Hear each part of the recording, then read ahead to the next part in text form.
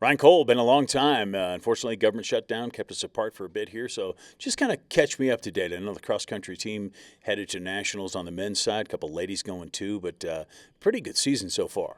Yeah, and it's not done yet, which it's always great to have that extra week at the end of the season. But when we build out our schedule, we always put the national championships on there. That's an expectation. So it's nice to qualify. You can never take that for granted. It's a very difficult thing to do, and with the dynamics of the NCAA right now, it's not getting easier. But at the same time, that's a part of our process. We come to work every day. The team trains very hard, and so you always want your culminating event to be the national championship. So we're excited.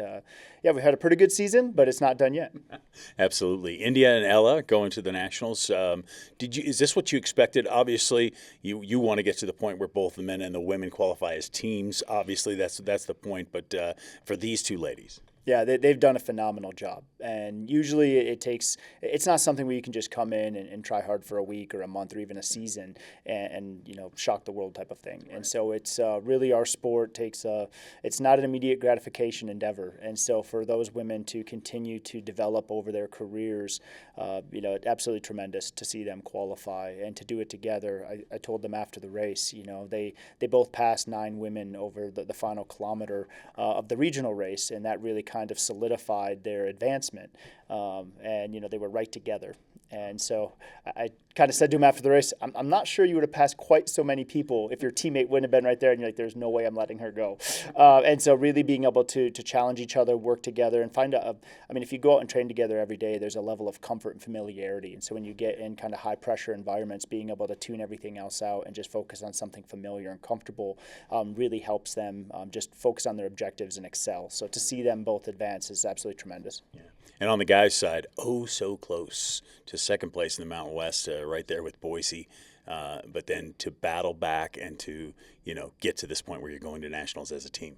Yeah, again, every year, we want our benchmark to be that we're a top 10% program. And when you have over 320 Division I men's and women's cross-country teams advancing to the national championships, they take the top 32. And so, you want to be advancing every year. So we've checked that kind of to-do list item off. But at the same time, the group, we talked about it yesterday, there are going to be some teams that are just happy to be there.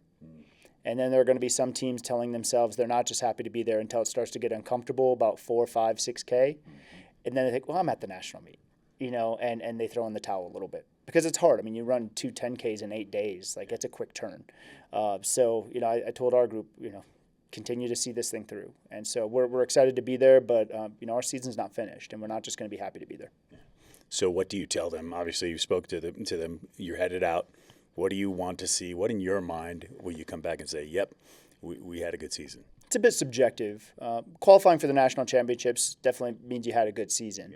Yeah. But you want to walk away. I mean, again, if you work really hard to see what team you can become in any given year with any given group, you want to walk away from that event and sort of intuitively feel like whether you're 25th, 15th, 5th, if you're supposed to be the national champions, you're favored to win, and you place 5th, like I think most teams would say, dang, 5th in the country, that's really good.